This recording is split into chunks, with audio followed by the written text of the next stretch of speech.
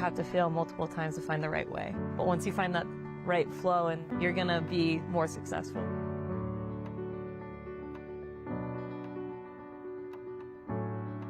Resilience is kind of understanding that like bad things will happen and that like you can turn those into opportunities to grow and become a stronger person. When I was young, I was one of the only women in climbing. I was the kid at the gym climbing with all the older dudes. I think for me it was sort of like a proving ground. I've had those struggles too, that people have been upset that there's been a black person in their gym. And I'm resilient because I don't let it stop me. Adversity teaches you to fail properly. And if you're not willing to accept failure, then you're never going to learn to grow. Bro, whatever you can throw at me, like, you're not going to take me away from what I want to do. You can't stop me.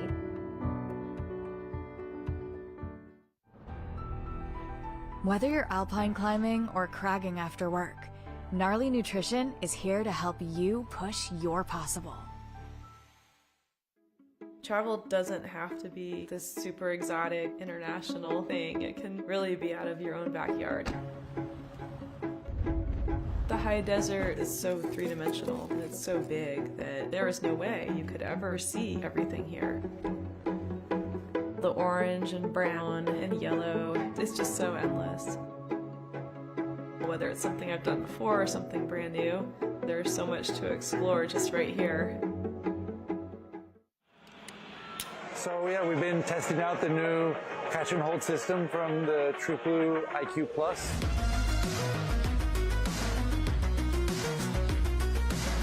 And with the IQ Plus, you know, you're just able to stop there, rest, shake out, try to figure out the moves, and yeah, really excited to have this new device in our gym. It's going to just really help us to continue growing the sport.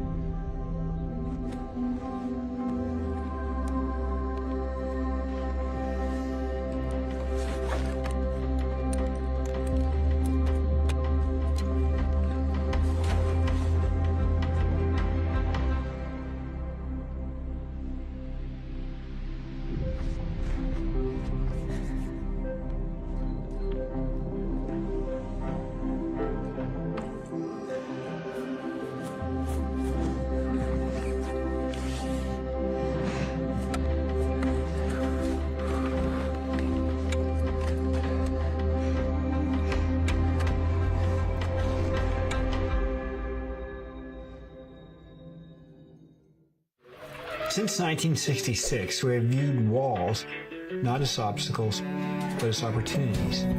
From the big walls of Yosemite to the high peaks of the Himalaya, we were searching for a personal kind of freedom. In this pursuit, we found a community, strengthened by different stories, experiences, and perspectives. This community has shown us that the only way forward is together.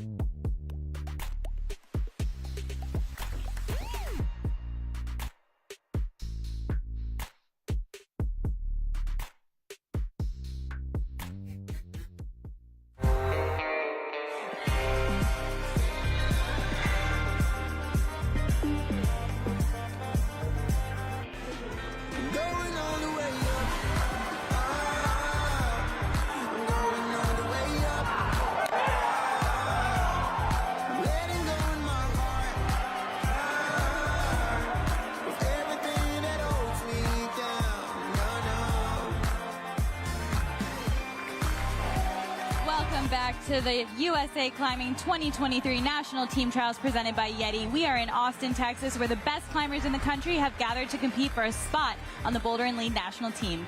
USA Climbing is excited to be at the beautiful, brand new Mesa Rim Climbing Center in Austin, Texas. If y'all are in the area, come check it out.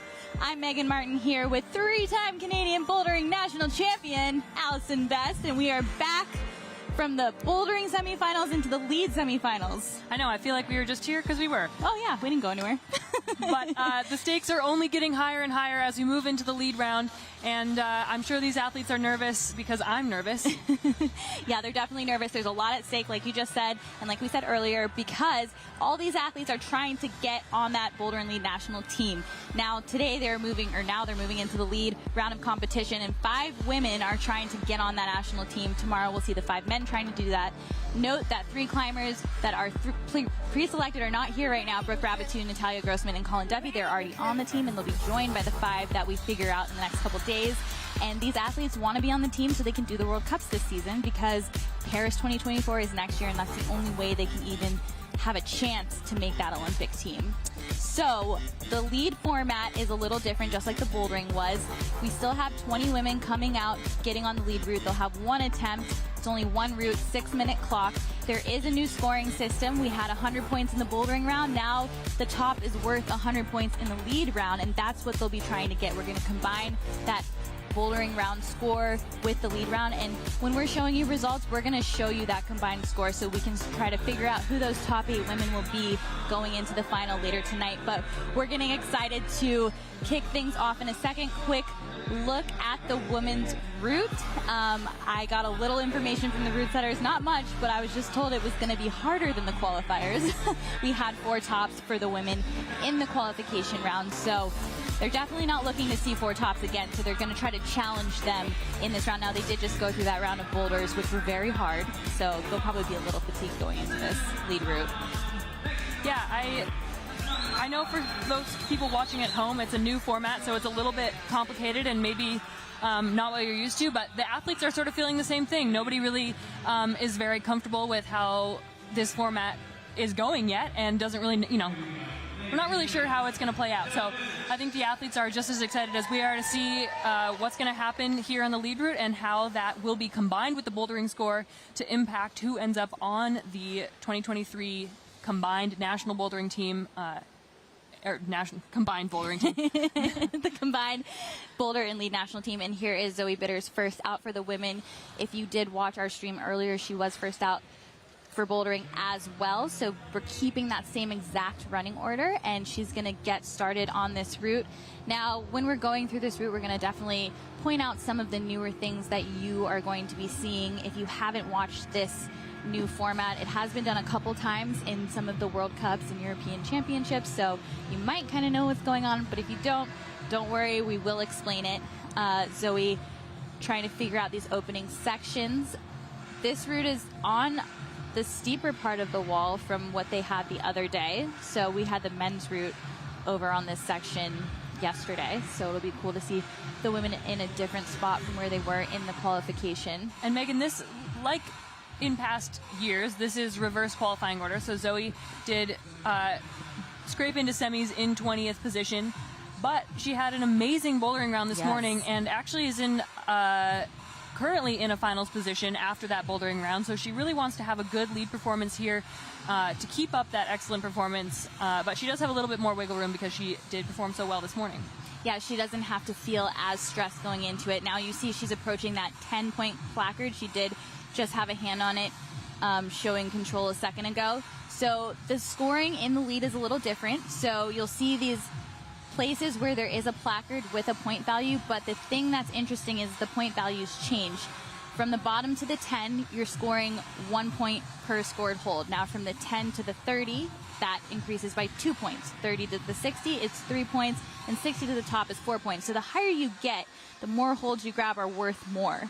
So that'll definitely change up the scores, and depending on what section of the wall you're in. And as we saw in the bouldering round, the cutoff point for finals, people are currently separated by very narrow margins. So towards the top of the wall, if athletes start getting up there, having every move be worth 4 points more than the move before actually really could make a difference for these athletes to just push one move farther, and that could make or break their final round.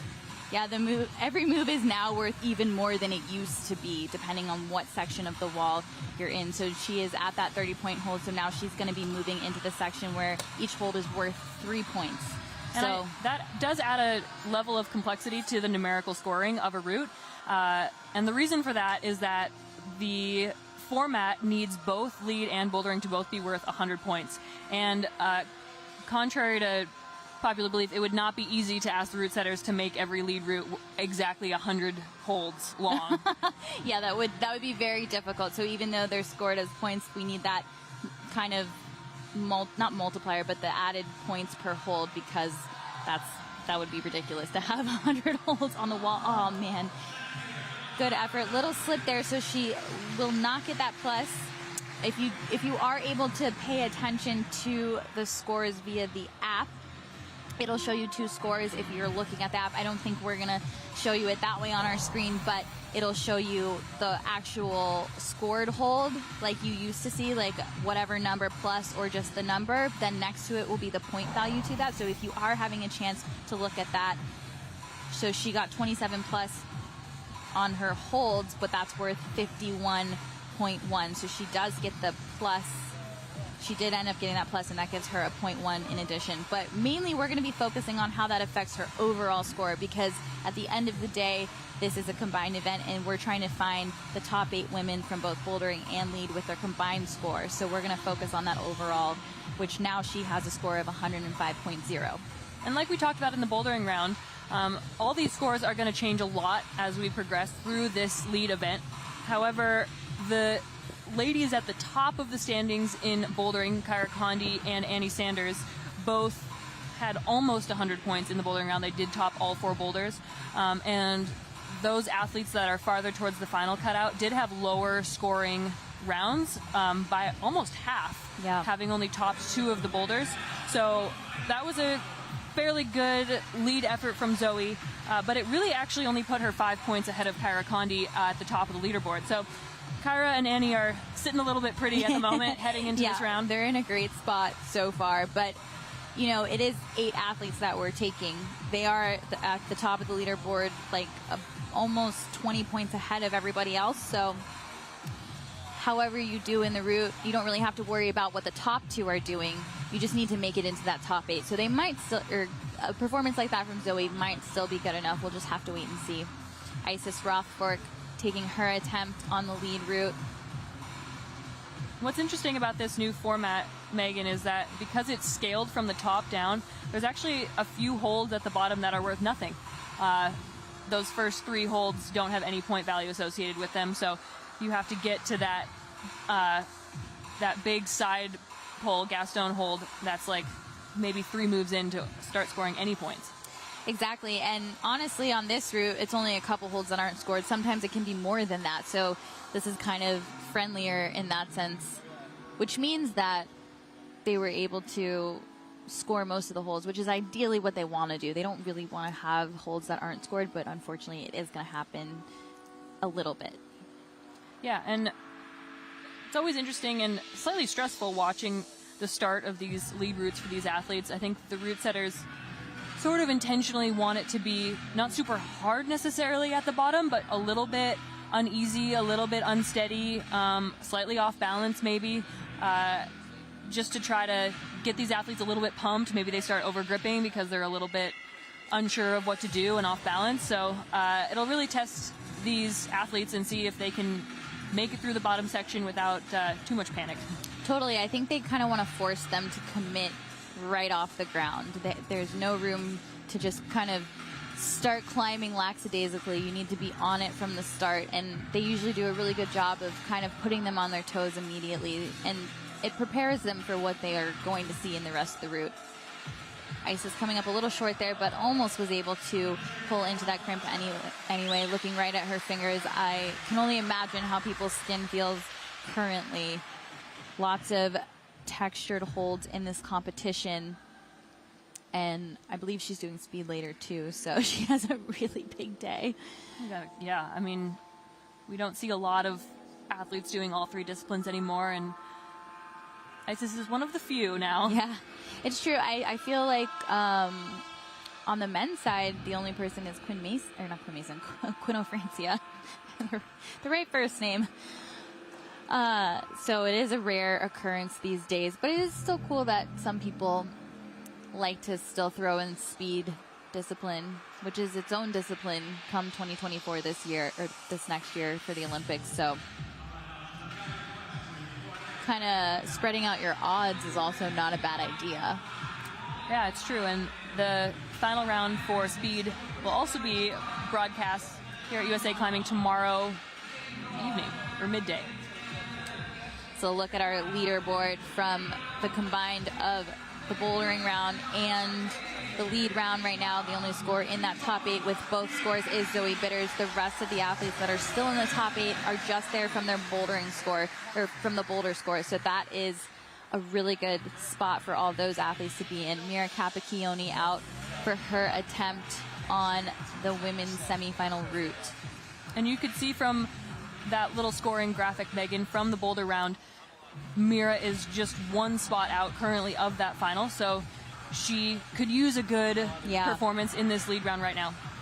And I will say in the lead round during qualification, I think she probably wasn't as happy with her performance there, so she'll be looking to kind of improve upon that in this round of competition, especially with finals on the line.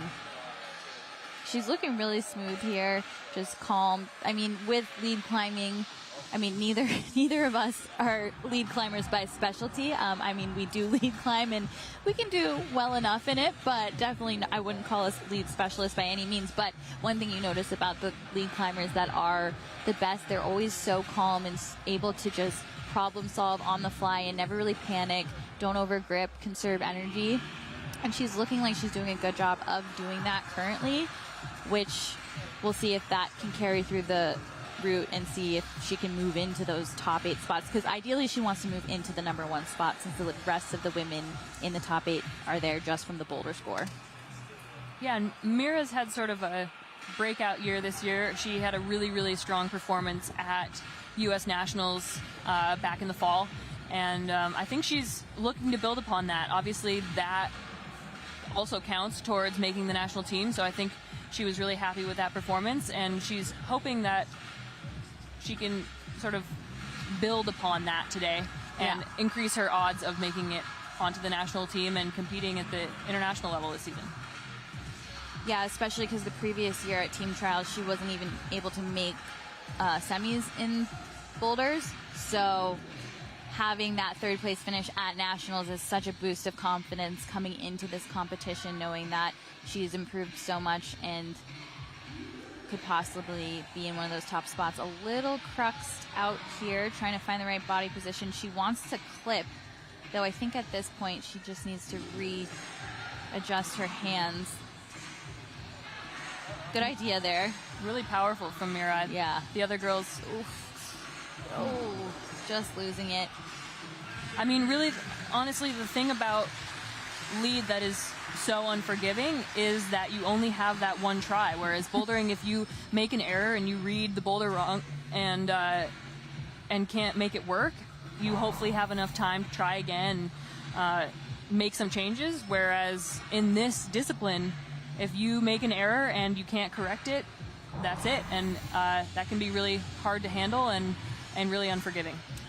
So unforgiving, and she just got a little out of sequence, it was a combination of being out of sequence, starting to feel fatigued, and trying to get back in sequence. Not really able to make it happen. Probably would have wanted a little bit of a higher score, but you only have that one attempt, so it is kind of what it is. She tried her best, and she did fight till the end.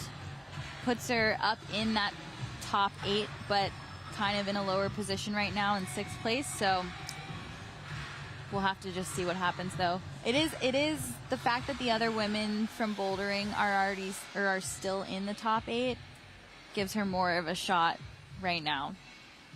Absolutely, and this, as we learned from yesterday with men's qualification and from the day before with women's qualification, this format is a little bit hard to predict right down to the last minute. People fall early. People have really standout performances in lead who maybe didn't have a great day in the boulder round.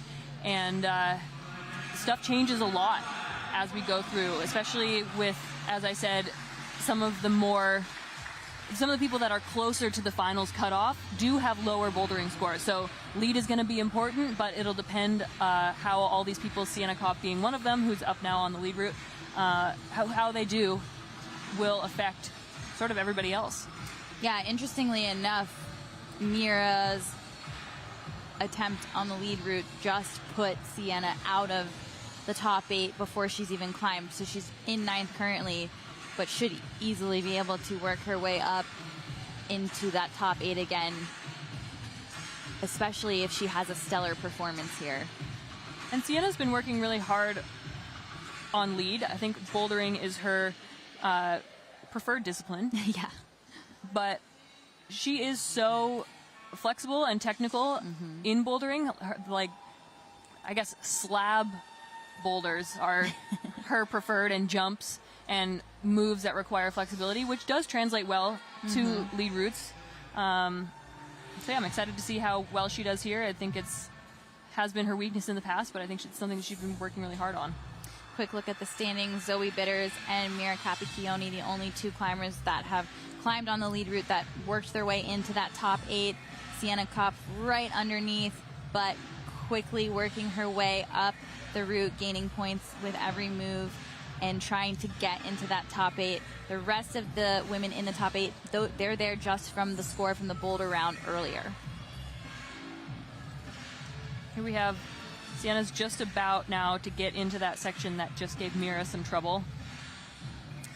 Yeah, the sequencing here seems to be really important. If you can read it right immediately and not have to get all twisted up, because you're on the steepest part of the wall, so you really don't want to mess up, and she's doing a great job of reading this perfectly, so she doesn't need to spend too much time here or exert too much energy. And especially if lead isn't necessarily your specialty, or you feel like endurance isn't necessarily your thing, you're trying to get through as easily as possible, as quickly as possible, because you only have so much in the tank. So being efficient is so important. Some people have way more endurance and don't have to worry about that as much. Absolutely, and that's why having a lot of endurance is really important, is because, like you said, you can correct for those areas. You see those really good lead climbers sometimes down climbing to reset and get back into a position that they feel comfortable in, or making a move work that other people wouldn't be able to because they're too tired. So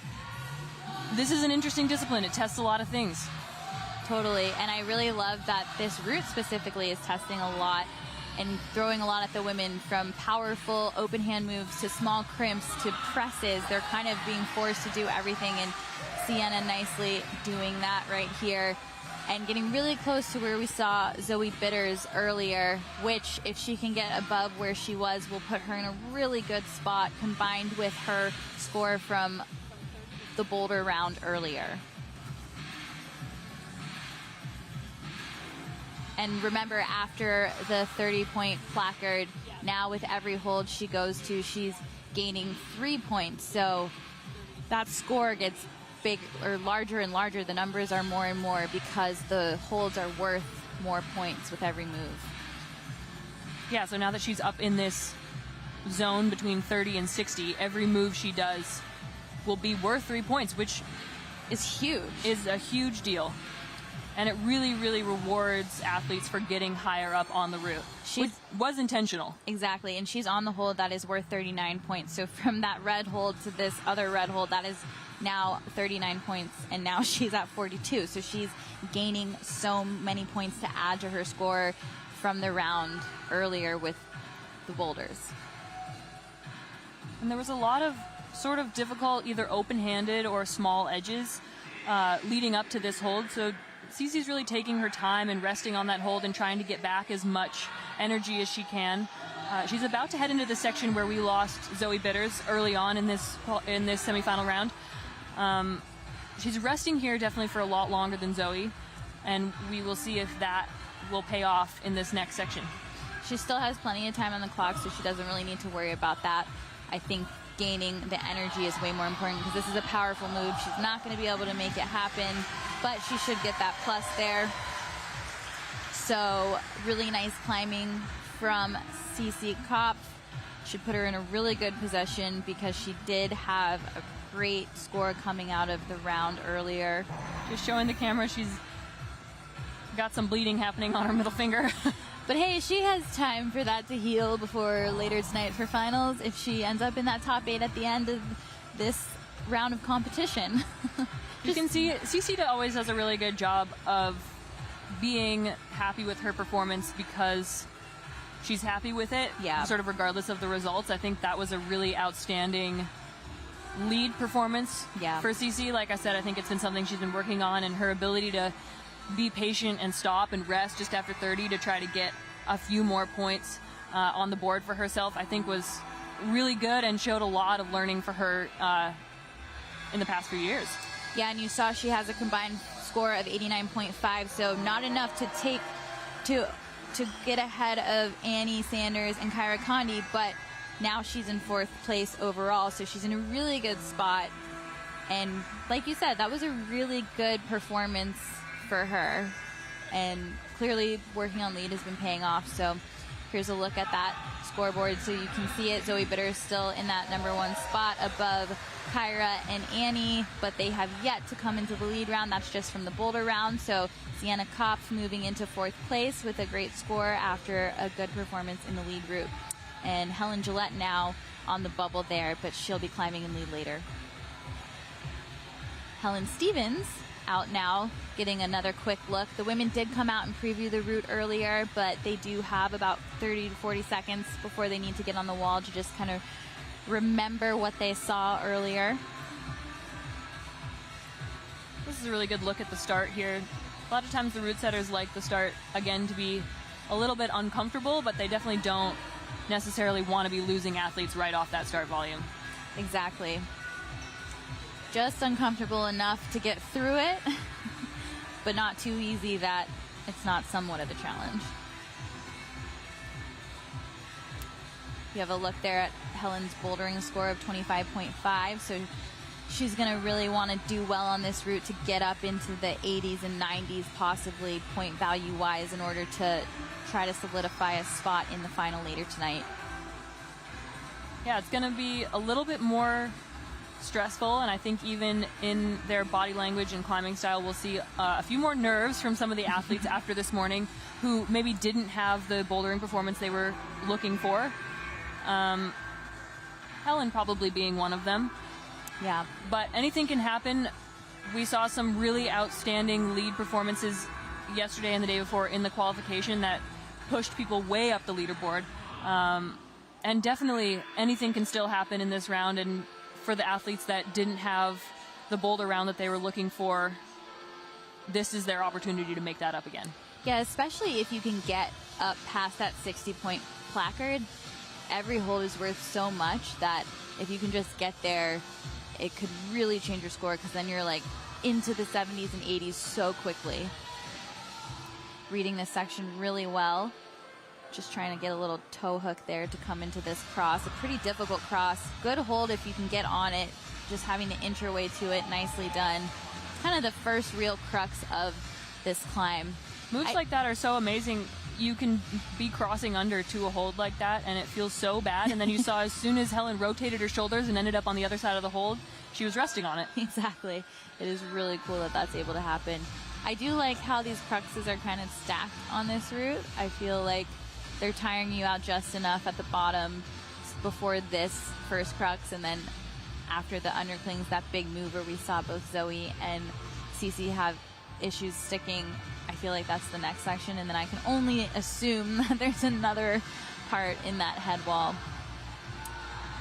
So a quick explanation here for this graphic. You have holds 1 through 10 are worth 1 point each, 11 through 30, 2 points each, 31 through 60 are worth 3 points, 61 to 100 are 4 points, 0.1 awarded for any movement to the next hold. So if you fall and you're not trying to go to the next hold, you won't get the plus, but just like Helen just fell, obviously with all of her momentum moving to that undercling, so she'll get that plus there,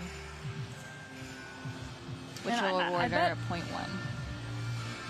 I gotta bet that our first athlete out, Zoe Bitters, is really thinking about that foot slip a little bit higher up. She made this whole section look not so bad, and now it's proving to be a little bit more difficult. So if she had been able to progress even higher towards that 60, that really would have shot her ahead of our leaders. Yeah.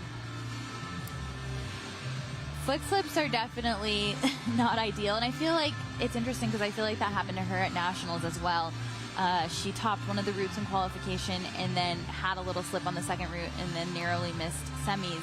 And Zoe is definitely a really good lead climber, so hopefully this one doesn't prove as detrimental as that one did, because she is still in a really good place right now since she did do so well in the boulder round. So, and remember, you just have to be in that top 8 and make it to the final round later on today, because once you're in that final, everything starts over again. And 8 is so much more forgiving than 6, so it's a little less stressful in that respect. It's really nice to see it. These athletes get to, pop out right after their lead route right into the crowd, and everybody's got parents. A lot of these athletes have their parents or siblings or friends all here watching, and it's always cool to see people coming out and shaking hands and talking data as soon as they come off the wall. Totally. With that little wave from Carrie Scott, I don't know if you all noticed how heavily taped her fingers are, trying to save as much skin as possible. Luckily, while you're climbing routes, it seems easier for tape to stay on because the moves are generally not as dynamic. The holds are generally a little bit better and there's more of them. So hopefully it doesn't become an issue. Now, if it does become an issue, I wouldn't put it past her to try to bite the tape off mid-route. We could definitely see that happen if it becomes an issue. Yeah, for sure. And we talked about this morning that this gym is brand new. It's not even been open to the public yet. It's a really, really nice facility. We're so excited to be here. But because it's so new, the hold texture is really, really good, but that is not ideal for the skin. And so I think we are seeing a lot of athletes losing skin a lot more quickly than they're used to, especially because it's humid here in Texas. It is very humid in Texas, and a lot of the athletes, if they don't live in a humid state, then their skin isn't necessarily adjusted to that kind of weather, so they're having to really deal with a lot of elements and obstacles. But I think they're all capable of handling it. Carrie nicely through the bottom section, just taking it move by move. Another athlete who, if she has a really good score here, could move up a lot. Definitely did not have the bouldering round that she would have hoped for. I feel like she got close to the top of a lot of things, which is generally really frustrating when that happens.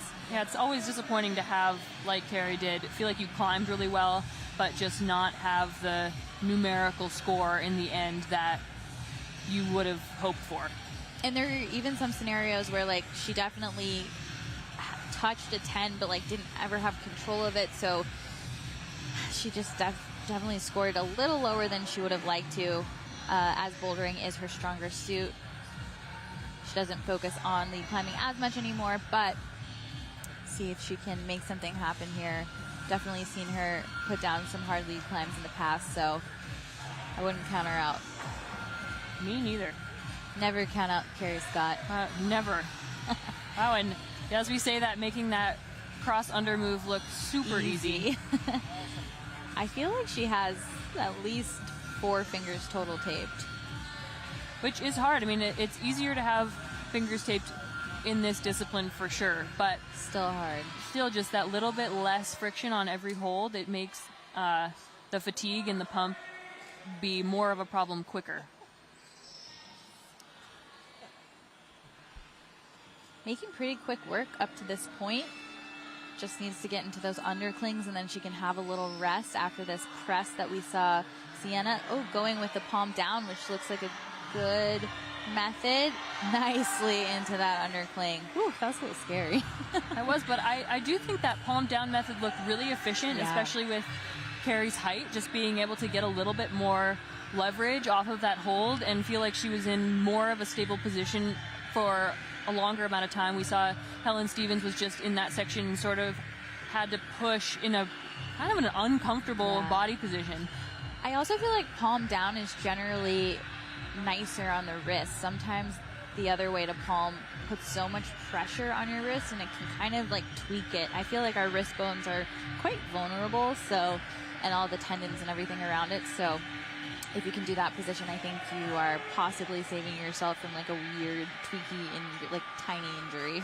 That was a really good look at that red hold that Carrie keeps grabbing with her right hand. We saw Sienna Kopp rest there for a long time. I know that hold looks small, but it actually is really in-cut. It's like a teeny tiny little jug. It's like a mini jug. Yeah, so that hold is actually really good. It's better than it looks. The one that she's resting on with her left hand is less good. Yeah, that one surprises me that she keeps going back, especially with the tape on her fingers, but I guess from this angle it's a little better. Yeah. Also, the red hold being in an undercling makes it possible for her to stay straight armed more, which is a great way to rest when you're sport or lead climbing, because then you can conserve energy. You never want to be in like a locked off position. You see she keeps throwing her hips into the wall, elongating her arm as much as possible to gain as much energy as she can. And I think this next blue hole undercling on the next volume is worse than these athletes think. We saw Sienna Kopp going out to it also like Carrie just did, and then deciding against it and going back and resting a little longer. So we'll see how Carrie handles this section. This is once again where our current high point is from Zoe Bitters. Nice. Let's see if she can nicely done into that. Carrie Scott with a new high point for us on this high route. Point, and easily too. She looks like she has so much left in the tank. If she can get to that 60, she's in a really good spot to start gaining points. A little committing move there. So nicely done. Oh, I hate when you have to go underneath the rope for a heel hook, but in a competition, you got to do everything you can. Carrie's doing a really good job of getting those little shakes, even if it's not an ideal resting position. She's sort of shaking each hand as she can. Oh, just short on that cross move, but real nice climbing there from Carrie Scott. I believe that should give her a good set of points. She got that 60 for sure. We'll have to see exactly. A little look at that press again. Really great beta there, having that wrist downturn to press. She's going to have a combined score of 93.1, which puts her in a really good spot now, bringing her all the way up to 4th place. So basically, Carrie did exactly what she needed to do and did it really well, because having that lower score from bouldering, that literally catapulted her from 18th place all the way into 4th. Now, of course, some of the people in the top 8 still haven't been on the lead route yet, but still, that is exactly what she needed to do. Yeah, and that's a really great example of how getting just a little bit higher on the lead route as every move becomes worth more and more, and it builds on itself. That's a good example of Carrie maybe didn't have the bouldering round she was hoping for, but she does sit ahead of Sienna Kopp now, just from getting, you know, that was five holds farther than Sienna on that lead route. So it's really, really important for these athletes to be fighting through that pump and trying to get just one more hold, because that in reality is what could make a difference. Carrie is currently only about 4 points ahead of Sienna, which was one move on that top section. So yeah, that top section definitely does a lot. So Zoe Bitters still at the top of the leaderboard with a score of 105, and we're seeing climber after climber go from beneath the top 8 once they climb on the lead route and work their way into the top 8, with still some of the athletes from the boulder round like Kyra Condi, Annie Sanders, Chloe Koskoy, Adriana Kiko. They have only done the boulder round, so their score is just from that round, and they're still in the top 8, so they're sitting in really nice spots, as well as Helen Gillette starts climbing on the women's semifinal route. And Helen had a really good round this morning. She did, and honestly, she just got bumped out of the top 8 after the last performance from Carrie Scott, but now she has her chance to get back into that top 8 with a good run on the lead route here. Looking good so far, too. I do feel like this route is kind of bouldery. It is. It has a good variety of movement styles, too. So for those athletes that have good endurance and who've been training for this lead section, it's going to be important for them to be able to fight through the sections that they're uncomfortable with, because the next section is a different style and might suit somebody more than others. So this is a really great job by our route setters. They've been putting a lot of work in this week leading up to team trials, and this route so far is really interesting and complex, and I think it's doing a great job of separating these athletes as well as testing them for this team trials event. Very well said. I agree with everything you just said. Nice. And I think the route setters will be really happy with what they laid out for the women here in the semifinal round.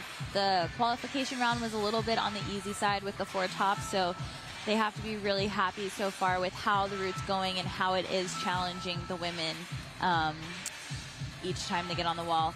Helen's still looking really smooth as she gets to that 30-point placard. Just gonna have to see how she wants to do the press here.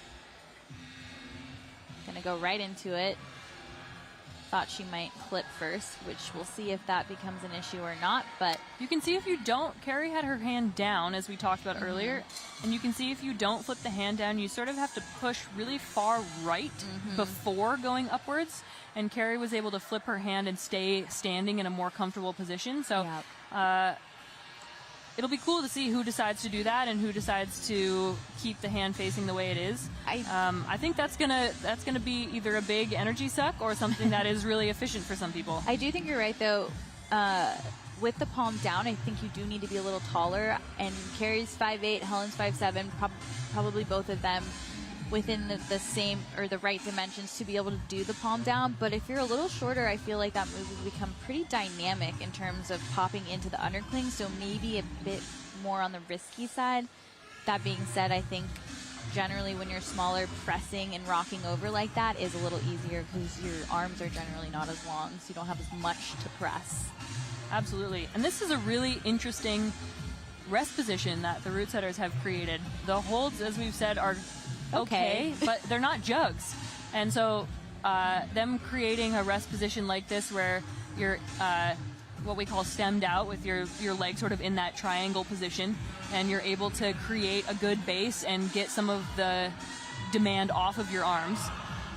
Oh, gonna come up just a little short, but really nice climbing from Helen Gillette. I really liked her speed throughout that climb as well. It was a lot of good movement between cruxes and resting when she needed to. She had a really nice flow the entire time she was on the route. Yeah, and although, like I said, that is a good and interesting rest position, the next 2 moves, I think, require you to get a lot back from that rest position. I totally agree. So a look at Helen Gillette's score of 109.4, putting her in the #1 spot. We're going to go to a quick commercial break, and we'll be back with more climbing for you in a second.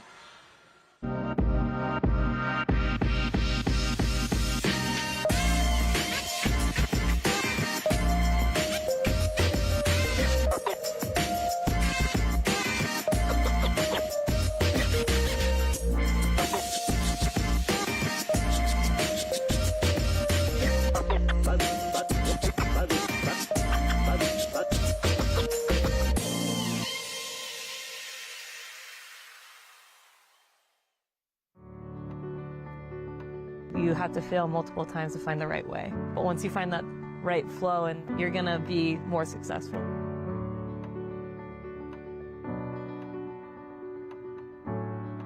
Resilience is kind of understanding that like bad things will happen and that like you can turn those into opportunities to grow and become a stronger person. When I was young, I was one of the only women in climbing. I was the kid at the gym climbing with all the older dudes. I think for me, it was sort of like a proving ground. I've had those struggles too, that people have been upset that there's been a black person in their gym. And I'm resilient because I don't let it stop me. Adversity teaches you to fail properly. And if you're not willing to accept failure, then you're never going to learn to grow. Bro, whatever you can throw at me, like, you're not going to take me away from what I want to do. You can't stop me. Welcome back to the USA Climbing 2023 National Team Trials presented by YETI. Olivia Ma on her attempt. on the women's semifinal route and a quick look at the standings after Helen Gillette climbed. She is now in that number 1 spot with a score of 109.4. Remember, that's the combined score from the boulder round earlier and what she just did in the lead route. Still seeing some names like Kyra Connie, Annie Sanders, Adriana Kiko, Chloe Koskoy in that top 8, and they are there just from the bouldering round, so they haven't even gotten on the lead route and they're still in the top 8. And why are we talking about top 8 so much? Because that's how many people go to finals tonight. And if you want a chance to get on that national team, you're going to need to make the finals in order to, or hopefully that'll help from the season you've already had, those scores combined from nationals and other events in order to make the national team. Yeah, and Megan, if you look at those top scores, the top 2 currently are only separated by 4 points. And as we've said before, those are narrow margins. And once you hit that 60th point hold, every move you make is worth 4 points. So exactly, people are close together, and a really good lead route could make the difference for a lot of these athletes here. Olivia Ma choosing to try the beta that we saw Mira struggling on and really making it work seemingly easily. Yeah, definitely did not faze her. Maybe not the intended approach, but worked nicely for her. Olivia is another one of the athletes who generally does really well in the lead discipline. I remember her at team trials last year in the final for lead. Oh no, she did just undershoot that move to the crimp, and she tried to fix it, but then kind of lost her balance. So really an unexpected fall there. Yeah, we'll just wait a minute until the scores update and see where that puts Olivia Ma, but definitely for looking so solid in that section, that I think will be quite disappointing for her.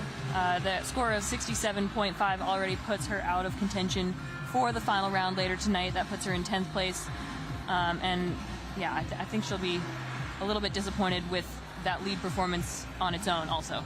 The good news is she is 17 years old, so she has a very long and bright future ahead of her. I mean, this Olympics isn't as important, I feel like, for the athletes that are still under 20 years old. I feel like they have so many more Olympics they can try to make. I think for the older athletes, it's a little more intense in that way because, you know, 26 years old, the 2028, you'll be 30, so you know, that's not too old, but it's something to think about. Helen Gillette still holding on strong. Those highlighted athletes are the ones that have already competed in both disciplines. The ones that are not highlighted are still athletes to come in the lead competition, and they're still holding in the top 8 position from just the boulder round. So their scores were so good from that round that they're still up there. Morgan Taji getting ready to start her attempt on the women's semifinal route. Morgan also was one of our lower scoring athletes from the boulder round this morning. So she will also be looking for a really good score here on this lead route. I know she was saying yesterday that she's been doing some climbing down south of Salt Lake where she lives at the VRG in St. George, which is really long, technically demanding routes down there. So she was saying that it was helping her and she was feeling good and fit for these competition style routes. So I think she's hoping to lean into that training she's been doing and the fitness she's been building, and hopefully she can turn that score around a little bit here. Yeah, having that time training routes ahead of time should help her a lot. I mean, anytime you can get on longer routes that are really challenging for you, they can prepare you really well for what the route setters might throw at you at these competitions. And she's looking really calm here through the bottom. Again, not necessarily the most physically challenging, but definitely none of these holds are super good. You can see that's a good shot there of these slopers have little tiny holds on them, but they're still quite bad.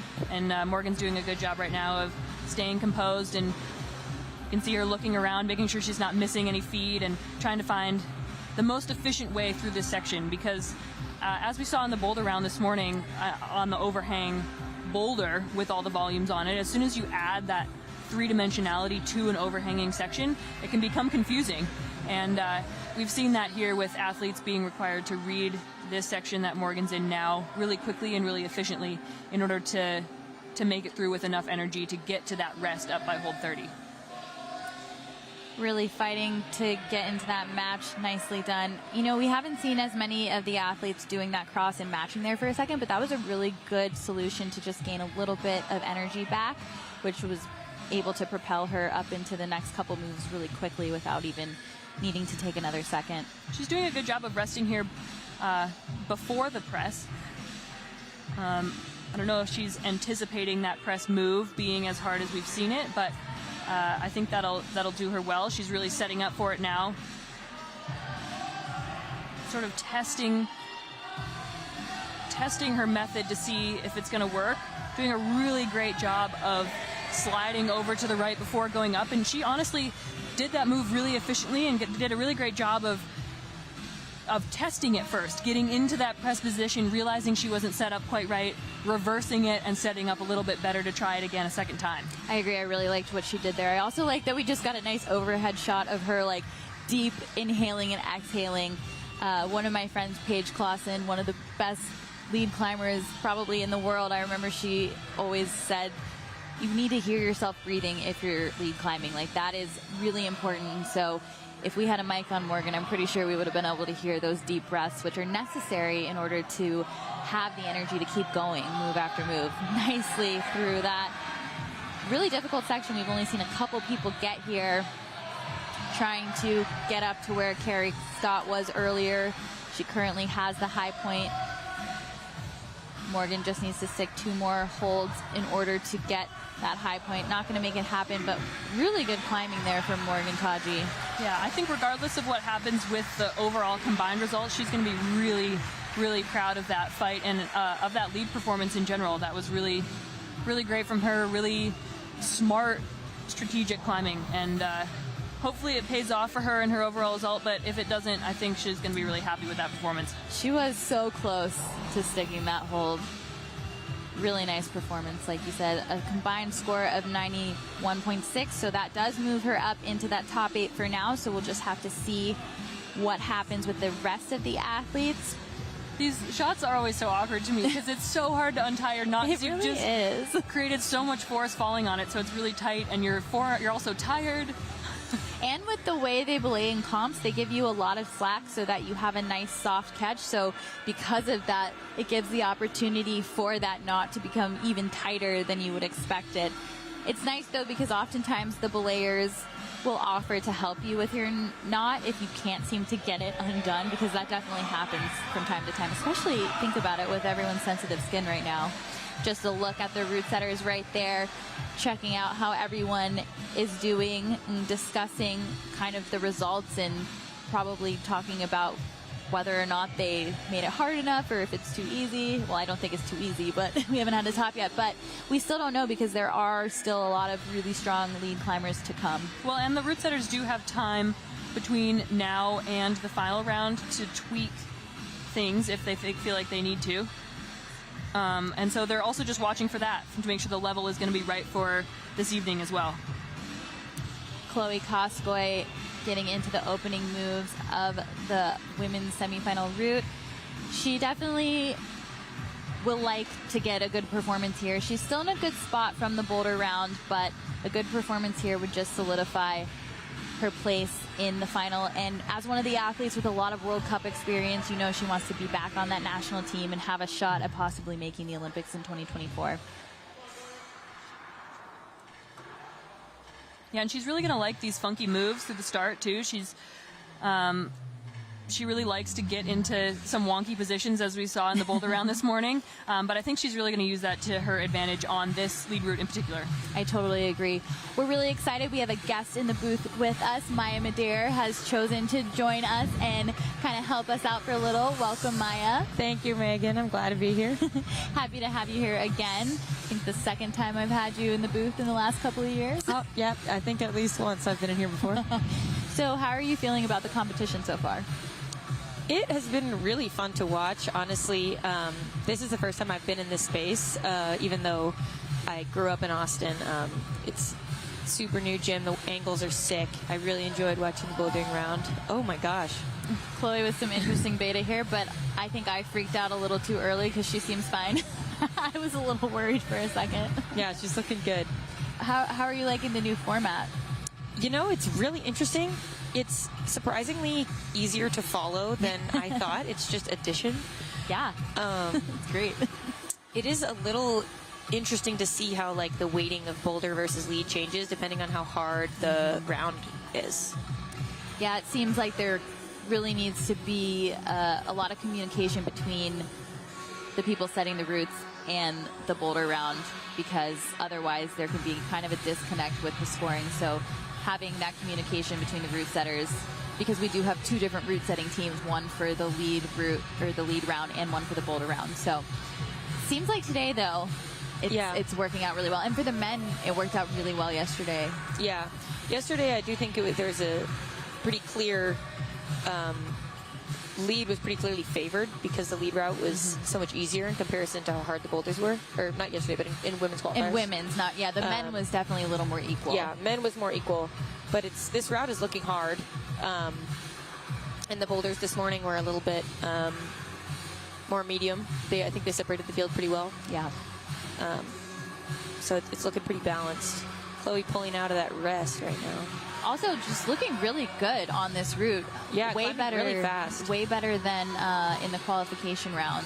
So she's having kind of the attempt that she really should and needs to have if she wants to solidify a place in the final tonight.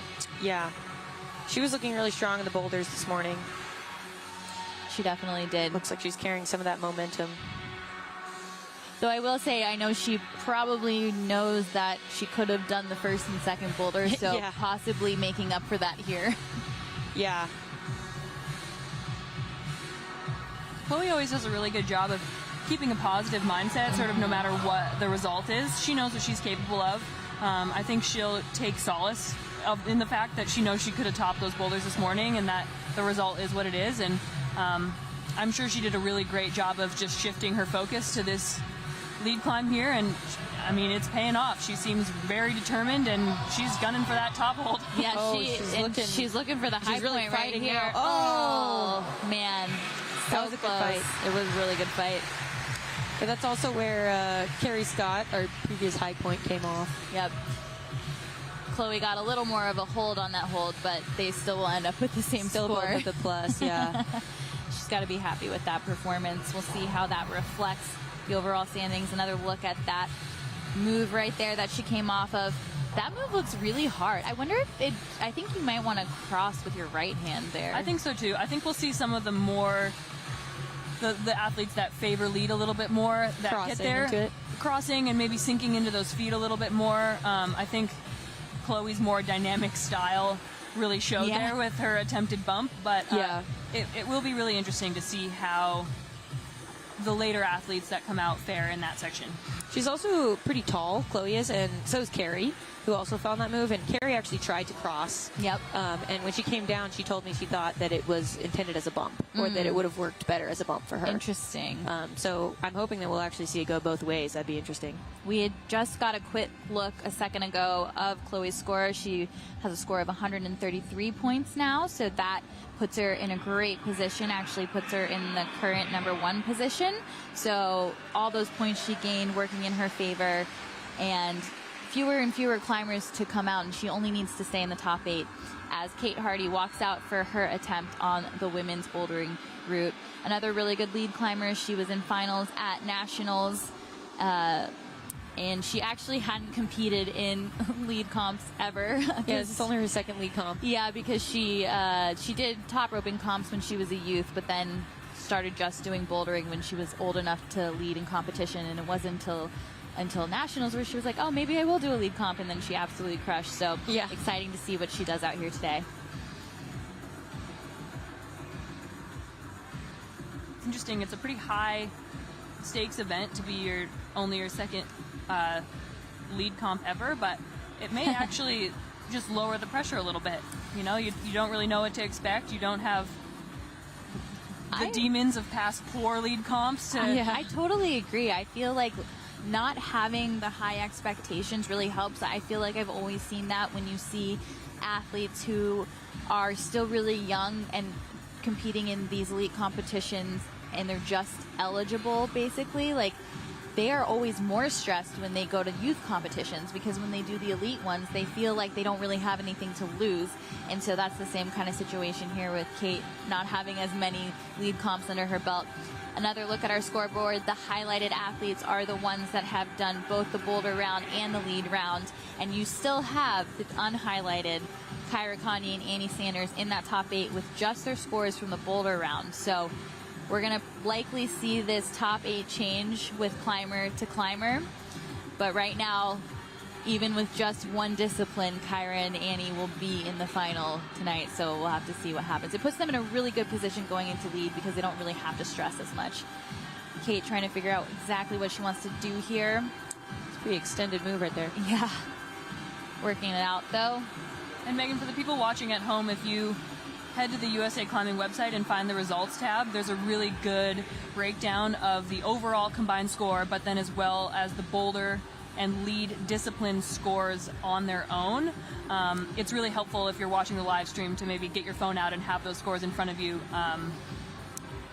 to be able to understand the breakdown maybe a little bit better. Yeah, it's pretty cool to see it broken down that way, but it is nice that the numbers at least make sense. Absolutely. I do kind of like where we're heading with the scoring. It just focusing on points seems to make so much more sense, and it's just way more obvious. You don't have to kind of read a weird code to understand what's happening. Kate's also, you can see from this top-down shot, got some taped fingers happening for her as well. Yeah, I think that, 4 rounds on fiberglass and, with only one rest day in between is pretty brutal. I know a couple other competitors are bleeding out of like 6 or 7 fingers after this morning. It's so rough. People climbing with tape on. Oh, just a fumble there. Slip there, yeah. Not the performance she was looking for there. Just a little miscalculation as she was trying to get into the press. We'll have to see exactly what that does to her score. I mean, and that honestly potentially is a scenario where having some tape on your fingers might be a detriment, as she maybe could have reeled that in even though she missed it a little bit. But having the sore fingers, you can see her fingers are bleeding there in that shot.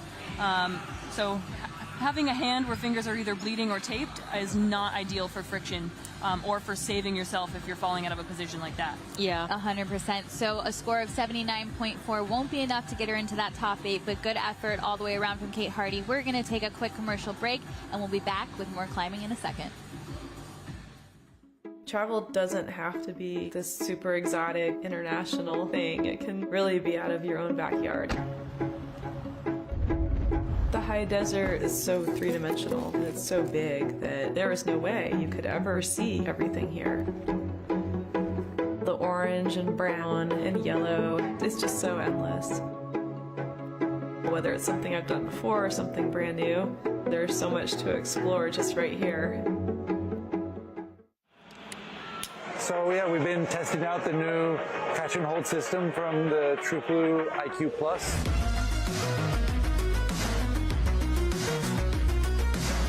And with the IQ Plus, you're just able to stop there, rest, shake out, try to figure out the moves, and yeah, really excited to have this new device in our gym. It's going to just really help us to continue growing the sport.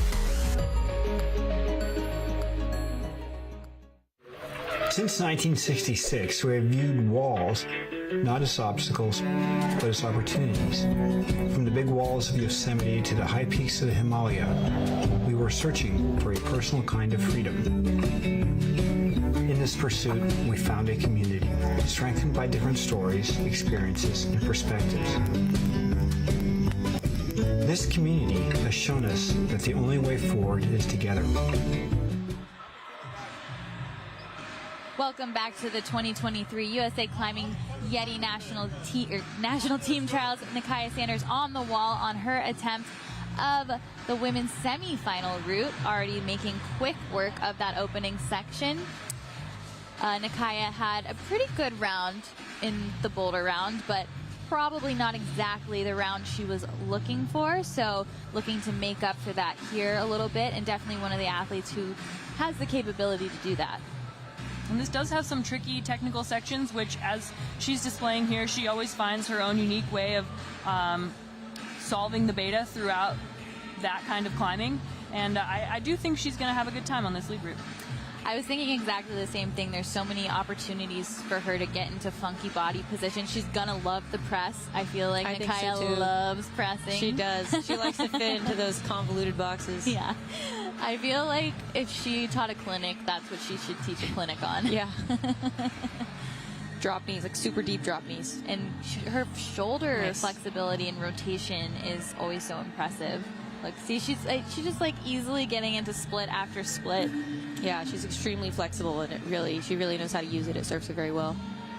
I feel like she's one of the athletes that might not train lead as often, but because of the way she climbs, I feel like lead climbing really works for her. Like, she's able to do well in competitions even without training too much a lot of the time, specifically for lead, because she can find those positions where she can conserve energy really well. I do really think the athletes that are solving that section with the palm down flip have been doing that a lot more efficiently and wasting a lot less energy trying to push all the way to the right before going up.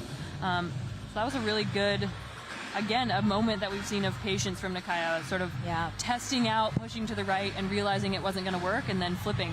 And that was a short rest from her in there, too. Very short rest. I wonder if that's because she feels fresh still, or if she's knowing, I was going to say, I think she's feeling a little tired. Yeah, she's just she knew she had to gun for it. Yeah. Nice climbing from Nakaya Sanders. We'll have to see how that pans out in the scores for her. And we're so excited to be here, and we are so excited to have Maya in the booth with us with her awesome purple hair, by the way. Thanks, I did it the other day. Well, it looks great. Thank you again for joining us in this brand new facility, the Mesa Rim Climbing Center in Austin, Texas. And, you know, Maya, you are an Austin native, so. I am, yeah, I grew up here. Always good to be back. So nice to be home, yeah. Awesome. Well, Nakaya getting a combined score of 99.5, which puts her up in a good position for sure. Probably would have liked to get a little higher on the route, but still 99.5 puts her in that top 8. So we'll have to just see, or it should put her in that top 8. That's going to be a hard spot to maintain, though, because we still have several more athletes to come out. Oh wait. Maybe that score wasn't exactly correct, because now our score on the app is showing something a little different. So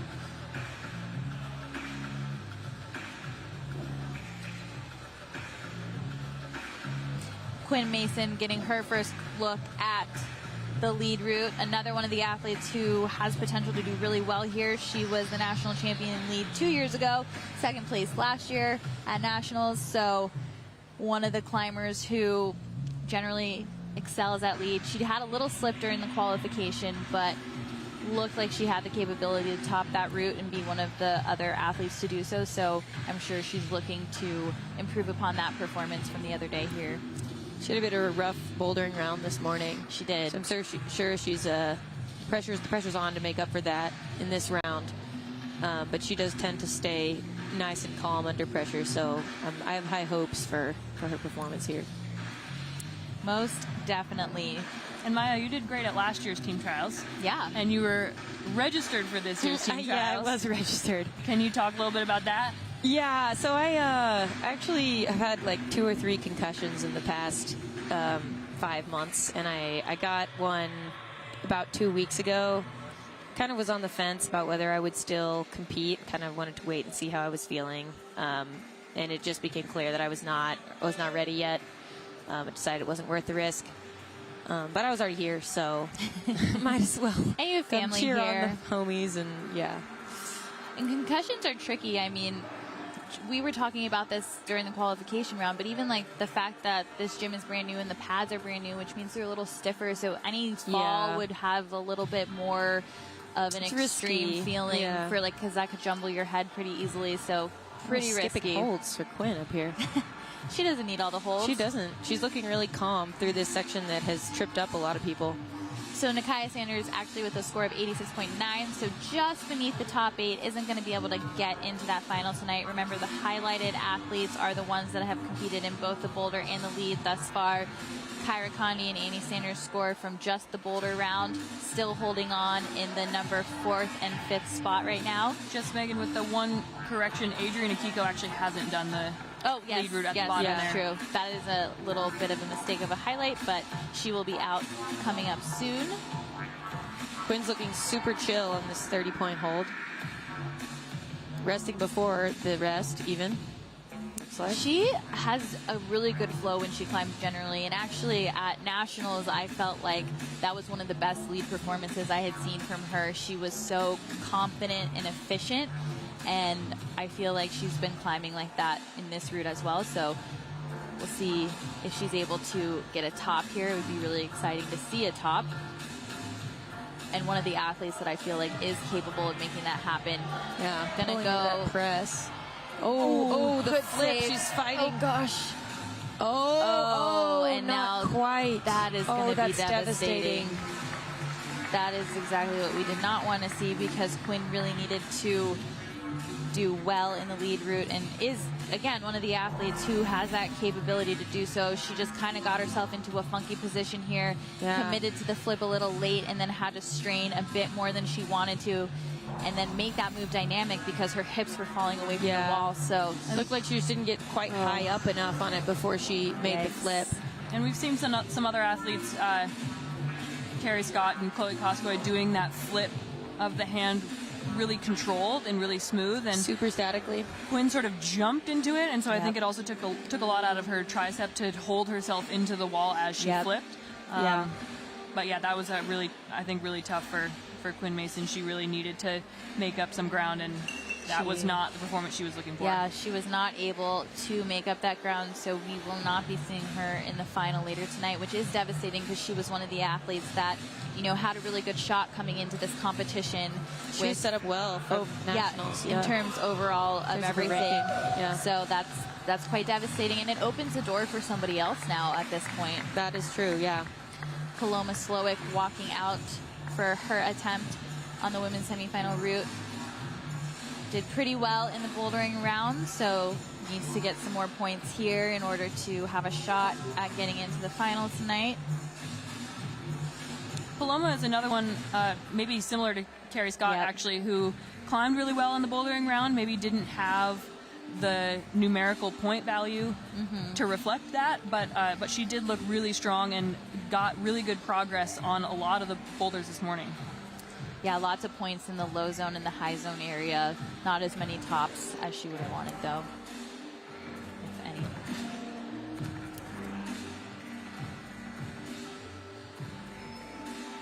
Calmly through this opening section. Yeah, she got so close to topping. She got every high zone except for the one on the last boulder, so needs to do something here. Climbed really well on the lead route in the qualification round, so definitely there's potential to do well on this route, but like we've seen, this route has the ability to, if you misread a section just a little bit, you can find yourself in a precarious situation, kind of like we just saw Quinn in, and it becomes unforgiving pretty quickly. Absolutely. She's about to head into this steep section here, which is one of those first areas that really test your ability to route read well and quickly. She's opting to, I think, not go out left first, it looks like. Tall beta right there. Changed her mind, but she is quite lanky. She is 5'7" with a +4, so she does have a really good wingspan, and she's quite tall already, so I think still a good idea to go out left, but probably something she could have still done if she went right first. But this is that section that you really either need to read well, or if you read it in a not so obvious way, be confident and don't second guess yourself here, because it's easy to waste energy. Skipping holds like Quinn did. Oh, but then she went back to it. Recycle, kind of. A little recycle. Oh, she has the really bright pink rope. Allison and I were staring at the rope the other day, and it was kind of messing with our eyes. It is a little bit mesmerizing. Yeah. I need to put my sunglasses back on. Yeah, seriously. On this cloudy day in Austin. Yeah. It is interesting because she went left hand and backtracked a little bit. That is a pretty good rest, I think, for Paloma there. Yeah, but now this unwind is tricky. It is, and there's like not a lot of room to match, and she also has such long legs, so she's able to get into that drop knee, but it was kind of a small box for her. A little bit of a squeeze, yeah. Yeah. Like you saw her knee brush the wall a little bit as she tried to drop knee. She's looking pretty solid, though, right now. It looks like she's climbing into this crux sequence with confidence right here. She'll just need to read that section well. See her deciding what she wants to do. Another look at the scoring. It can be explained here if you're not quite understanding it. You see the placards on the wall.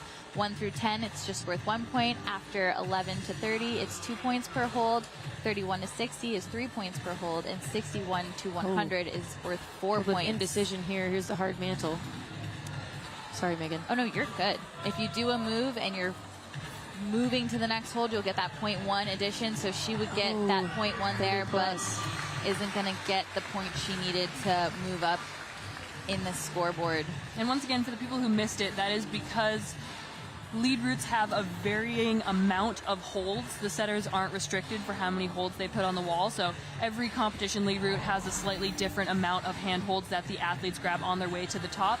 So all the holds need to be scaled to reflect the same point value as the boulder round is worth. So that's why there's a different scaling of points per hold as you go farther and farther up the lead route.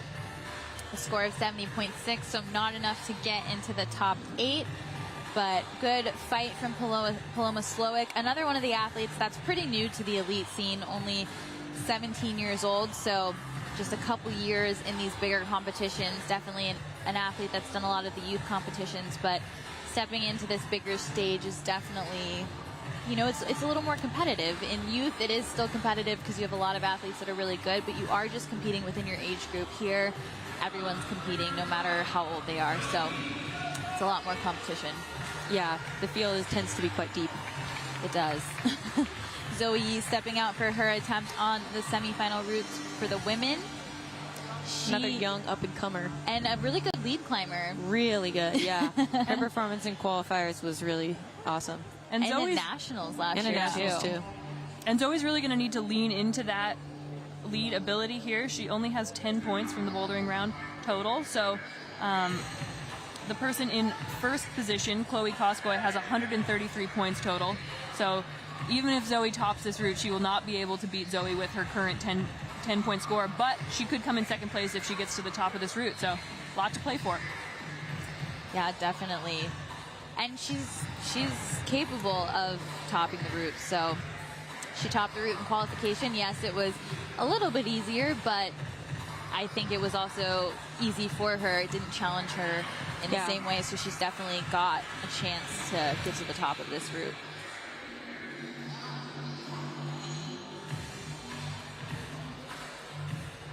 And she does with Sienna Kopp hanging on in the 8th place currently with 89.5 points. She does have to get near the top of this route to even have a chance of progressing into the final round this evening.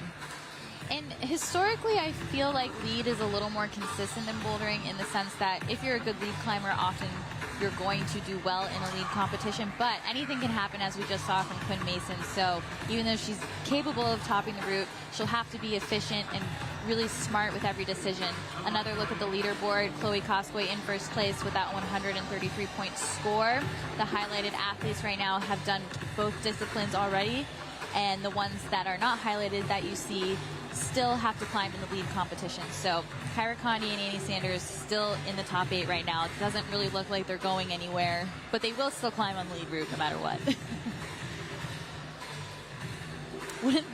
Could you imagine if they were like, no, thank you? Yeah, I'm going to save my skin for finals. Actually, that might be a really strategic move, unless you're worried about countbacks. But you don't know. Oh my gosh. Just a really, really super unexpected, tragic foot slip there from Zoe Yi. And like I said, anything can happen, even though this does seem to be the more consistent discipline. Like you were saying earlier, Allison, you only have one shot, and that makes lead a little bit scary in that sense. Zoe, high consequence. High consequence indeed. So her score will only be 38 points. Definitely not enough. But Zoe is only 15 years old. plenty of time ahead of her, and I'm sure we'll see her again soon. We're going to go to a quick commercial break, and we'll be back with more climbing in a second.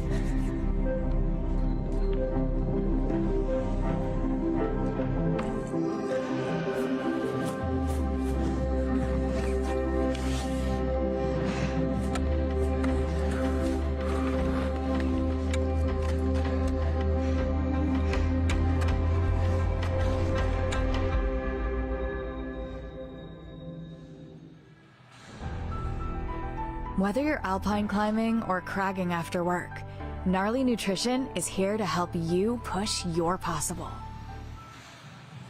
And we're back to the women's semifinal round of the USA Climbing 2023 National Team Trials presented by YETI. We have Ella Fisher on the wall on the women's semifinal route, making her way through this opening section. Ella is one of the athletes who topped the qualification route, so definitely expecting to see something really good from her in this event here yeah, today. She was looking pretty strong at nationals too. She's got incredible fitness. Yes, she does. I feel like that is very noticeable, her fitness level. Also an athlete we haven't seen as much on the elite stage, so it's always fun. She is only 16, so not the youngest, but still on the younger side of competitors, so she's kind of a fresher face to this elite series, which is always fun to see all of the new faces.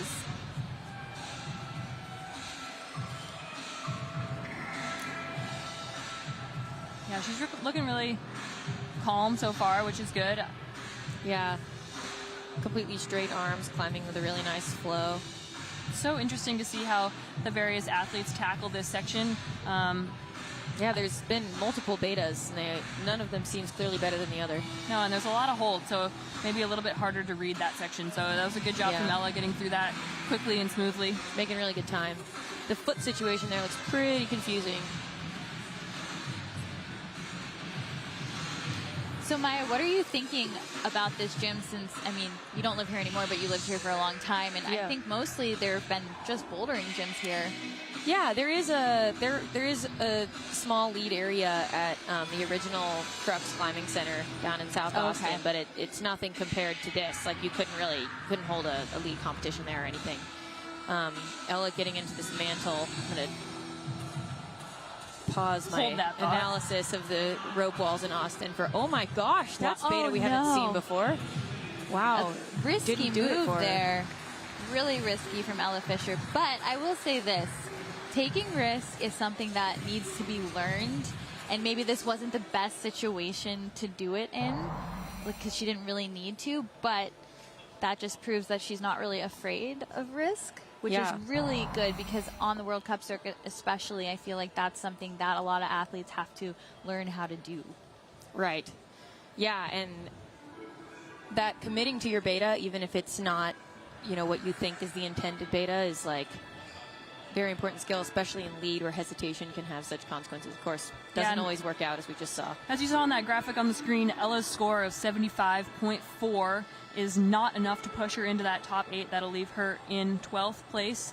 And another look at your combined standings at the moment. We have Chloe Koskoy holding it down in first place still, followed by Helen Gillett and Zoe Bitters. And those athletes highlighted in blue have already completed the lead route. So we still have Kyra Condi and Annie Sanders in that final position without having even pulled onto the lead route yet. And then you can see Adrian Akiko in that 10th place position just out of finals, has also not climbed. So she is up now for her lead route. She does have a little bit of wiggle room. She doesn't have to have an insane, outstanding performance on this lead route, but she does need to do something in order to get into that final round. And so she is our 4th to last climber of the round, so we are already quickly through this round. And seeing Annie and Kyra still in the top 8, just really, I mean, the interesting thing is, I think no matter what, they have to get on the lead route, but they also don't really know how far ahead they are of everyone, so it's likely that they are still both going to try their best. It's not like they're going to climb halfway up and just decide to not keep climbing to save skin or something because they don't know. But it would be interesting if they did know, if that was something, because then you could really use that as more of a strategy, but just not knowing kind of keeps it to where you really have no choice but to try your best. And it's even more confusing, I feel like, with this format because different holds are worth different amounts of points. Like at the top, each move is worth more points than at the bottom.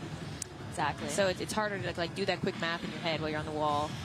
It's kind of asking a lot of the competitors to strategize in that way when they're already so focused on just, you know, route reading and making sure they find the right positions and rest. So that's kind of adding another element that probably really isn't crossing their minds. You know, I used to try to, you know, calculate how well I needed to do to make the next round or you know, try to figure out what place I was going to get or like where I stood in the ranking based on how other people had done, just like listening to the crowd and ISO.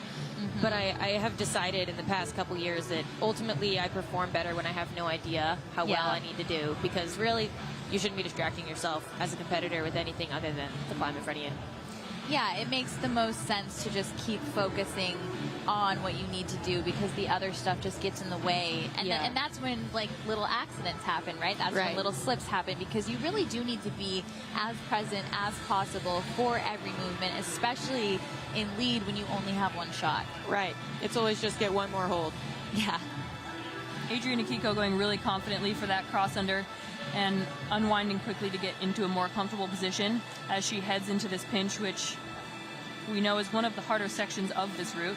Oh my Amazing save there. Wow, so calm. Such a great recovery from that foot slip. I was just about to say, she's been really impressing me during this competition. I mean, I know Adrian's a phenomenal climber, but, you know, no matter how good of a climber everyone is, it's always hard to articulate that in the competition always. And I feel like she's been doing a great job this week. And she's had a couple close moments and saves, because she, even in the qualification route, she had to do a lot of down climbing. She kind of went above a cliff and had to down climb, reassess, and was able to fight her way through and get the amount of holds she needed. So it's been cool, and I think some of that does come with experience. She's been doing these elite competitions for a few years now, and I think it's hitting that point where that experience is paying off in the field or on the field of play, right? And she's had some experience on the World Cup circuit as well as of last year, and I think that all those lessons she learned have been valuable. Nice. Totally agree. She's definitely looking a little so tired. Hard. Wow, that was a great fight right there. Amazing, yeah. She really almost came off. She's in fight mode right now. She knows she just needs to go one more move. Well, and in reality, she is in a pretty safe place at this point, but honestly, the more points, the better. If for nothing else, to prove to yourself that you can get that high up on the wall, right? Because at the end of the day, confidence is a huge part of doing well in climbing competitions. Yeah, nothing boosts your confidence by like getting a really good fight in the previous round. You know, you don't want to go into finals feeling like you kind of were shaky in semifinals. Yeah.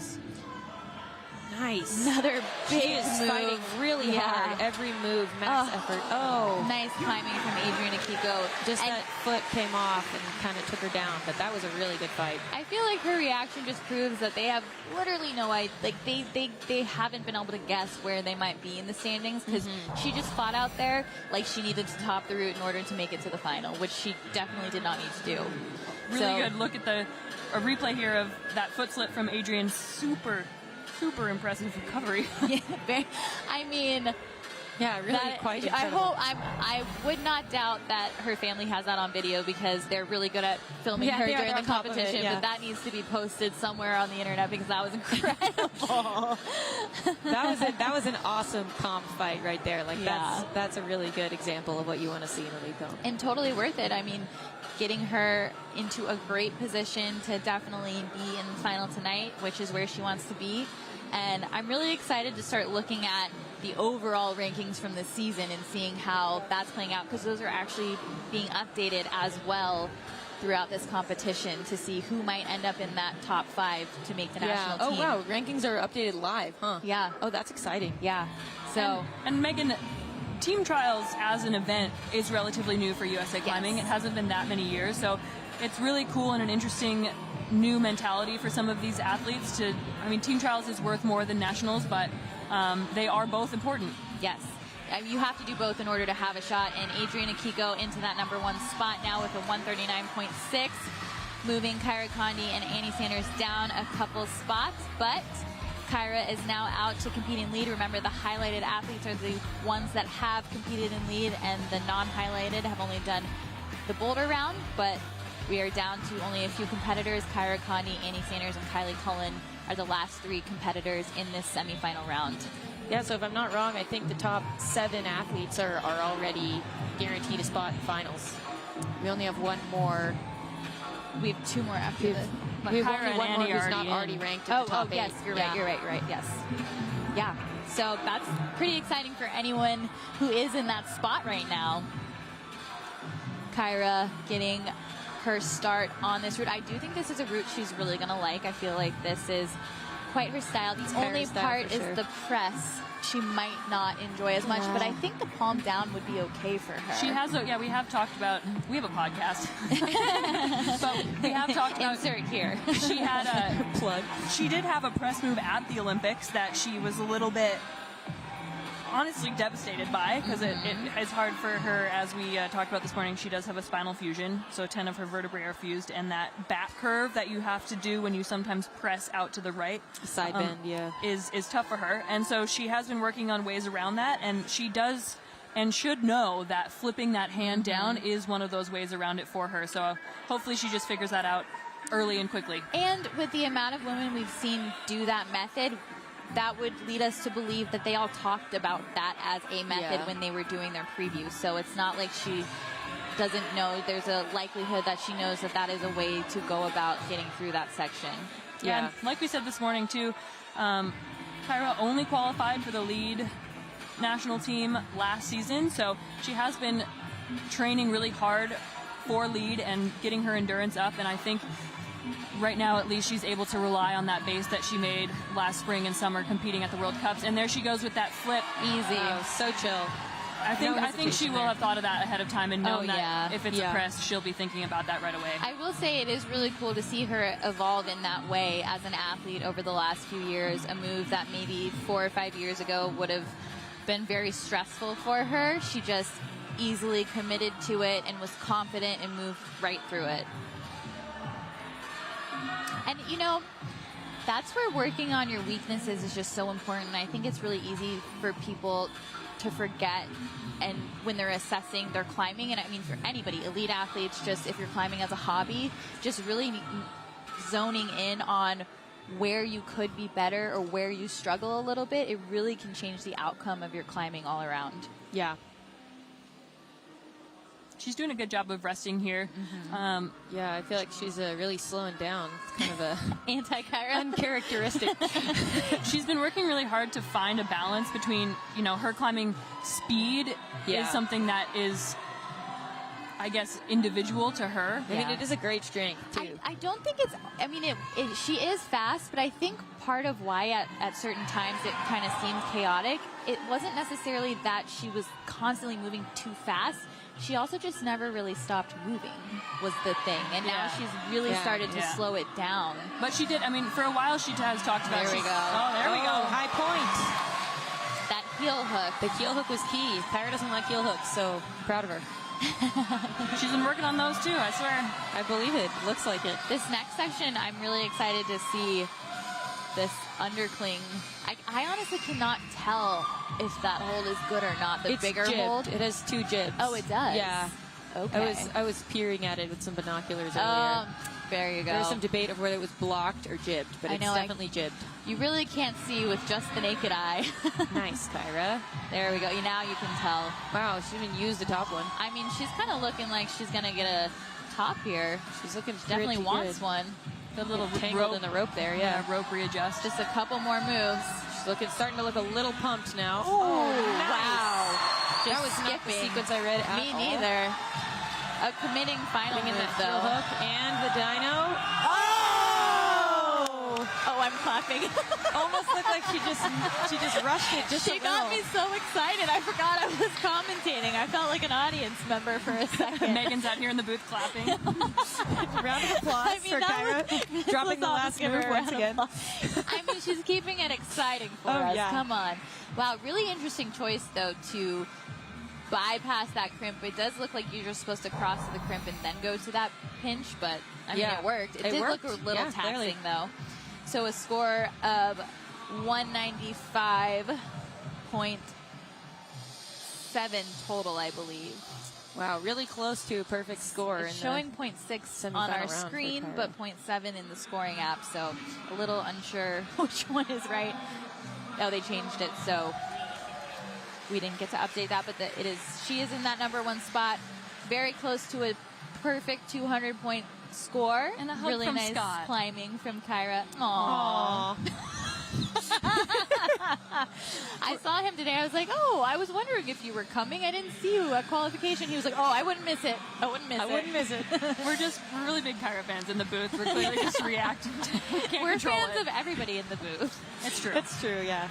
Annie Sanders stepping out for her attempt on women's semifinal. Looking extremely focused. Very focused. A very, very talented lead climber, lead national champion. Again, she is in finals. She could literally step just off not the climb ground right and now walk and away. still be She in finals. doesn't know that, so she's going to try to top the route. I mean, Kyra could have also Oh, yeah, done that. but they just don't know. They just don't know. And also, that wouldn't feel very satisfying as a I think competitor. as climbers, we always want to do our best. Yeah. So to not try all the way would not feel right.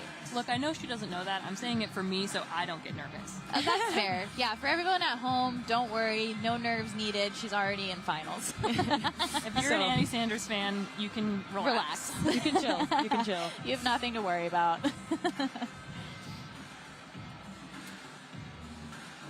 I think she'll know, though, that Kyra got fairly high on this route just based on the audience reaction. And you can see the combined standings there. That almost top of the route really shoots Kyra way ahead on the standings with 195.7 ahead of Adriana Kiko with 139.6, and then Chloe Koskoi with a 133 even.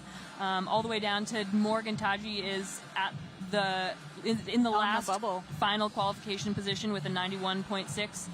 So it'll really be sweating right now. Yes, our last climber to go. Our last climber, Kylie Cullen, yet to come. Looking casual, as one would assume Annie would on the route. I feel like she generally looks comfortable when she's climbing. Also, this route doesn't have anything too dynamic. We've seen her on routes where she kind of had to do dynamic moves and wasn't necessarily psyched to do that, but she will be happy that this is a little bit of a more chill route until that last move is a little bit of a jump. But I think if you have enough gas in the tank, you can kind of make it less of a dynamic movement. I think Kyra kind of had to really go for it because she was getting tired. I mean, this route looks very technical and tricky, but it's true that there's not a lot of super dynamic or coordinated jumps. You have the ability to kind of stay in control the whole time. That's she is a little feet right here. That is kind of out of character. Yeah, she does like to be in control and really locks things down and finds the right positions where she's comfortable. Yeah, she's really an expert, kind of long resistance route climber. That tends to be her favorite style. I'm sure she loves the red. Yeah. Just lives in the madness cave. Just really taking her time to rest here. Doing a good job of eyeing up this next section while she rests. These next two holds are not the best, and you end up punching straight into this press move. So she's doing a really good job of pacing herself. And I will say she's one of the athletes who does need to pay attention to how much she's resting and how much time she's spending on holds, because she's cut it down to the wire and almost timed out en routes often. So she really has to be mindful of that 6-minute clock, whereas a lot of athletes don't really need to pay attention to it as much because there's not really a chance that they're going to be on the wall that long. And yeah, she just has a slower speed or pace to which she climbs. Yeah, and the endurance to match. Yeah, she can hang on stay forever. on the wall for probably 20 minutes if you let her. That would be interesting. We should see how long she can stay on the wall. Remove the time limit, just pure endurance comp. Chris Lacrosse was telling me that he sees her at the gym like up and down, up, like 513 Bs regularly. I was like, whoa. That was a little bit of a hybrid risk, Chris. Yeah, very interesting. That was kind of painful, to be honest. Agreed. I feel like a lot of presses are painful on the wrist. They're always That's just my awkward, opinion.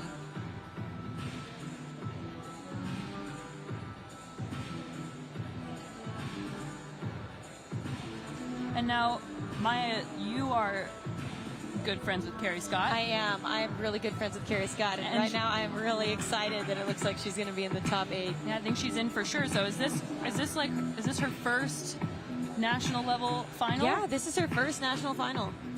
That's super exciting. I think we have some faces that we maybe wouldn't have bet on being in there in finals, and obviously we had some slips and some upsets, but Carrie Scott, I know, is one of our older athletes. She and Kyra Condi are the same. 26 years young. 26 years young. And it's cool to have some of the younger athletes obviously in as well for their first times, but for somebody to have been competing as long as Carrie has and for this to be her first national level final is really cool. Yeah, I am really proud of Carrie for the progress she's made in comps over the past few years. And at such a big event where there's so much on the line, to be able to make the final at this event, I think is even more important. Carrie had a little bit of a rough bouldering round this morning as well. She was bleeding out of all her tips after the first boulder. So I'm sure that her skin is going to be absolutely destroyed after finals. Yeah. But she really turned it around and had an incredible fight on the lead route, even after a frustrating boulder round, which was super awesome to see. So here we're about to see if Annie is going to really lean into those feet and drop down low and get this cross move like Kyra did. This is a big crux. And no heel hook, but making the cross look easy. I kind of like that there's a few ways that you can do that section. And it kind of depends on what you feel comfortable doing, plus how much energy you have left at that time. And man, I have to say, both on the boulders this morning and on this lead route, we've had a lot of sections where athletes have done things a little bit differently in multiple areas, and that's some pretty cool setting. Yeah, I've been really psyched watching the setting here. It's been very entertaining. A lot of possibilities. Oh, and 10 seconds left here for Annie. And again, you always have to wire. You always have to pay attention to the clock. And here comes the dyno. And not going to make it happen, but really good effort from Annie Sanders. She did look a bit tired too. Maybe tired and rushed as well, but yeah. I honestly thought she might have a little more left in the tank there and be able to maneuver her way into that finish hold without having to fully jump. Yeah. Although the top of that volume, I don't know if it's obvious from the camera angle, but the top of that black volume is completely slick. Oh, yeah. So you see how she's smearing there with her foot and just skates right off. The only purchase you're getting is on top of her foot jib. Yeah, that's so wild. It is not super obvious. I can see now like some glare of the lights on that volume, but it's the really only not that obvious. Is like kind of around the side where you're grabbing the holds. So 195.6 is going to be Annie Sanders. Wow, separated by 1/10 of a point from Kyra. Yep. Really good climbing from Annie. She'll be happy to know that she's in the final, and we have one more competitor. I can't believe that this round is already over. I know it is a very long day, but it seems like the rounds are flying by, if There's I'm being just a lot honest. of them in every single day. Yeah. Yeah. Kylie Cullen, our final competitor of the women's semifinal round, Oh, Forgot came a out chalk too bag. early. Oh, forgot a chalk bag. That's Well, important. that's a really good catch. I think Yeah, you I'm definitely glad she want realized chalk. if you step on the wall without your chalk bag, that's a big L. That always reminds me of the comp in Villar where Yanya lost her Oh, it chalk fell bag like off. 2 moves Yeah. in. It just like fell off. Did she still win? And she's still topped, I think. Yeah, it's like she's still top. Yeah. Yeah. Well, Yanya. Not all of us can be like Yanya. Kylie Cullen with a boulder score of 59.6. Woo, almost flipped those numbers around. Not really the round she was looking for, but definitely can make up for that here. She does have some work to do, though. She does. And I think definitely she have knows some it. work I think to she do. knows she needs to have a pretty good performance to make it into the top 8. Yep. And here she goes. I do think it is a climb she will like. So Yeah.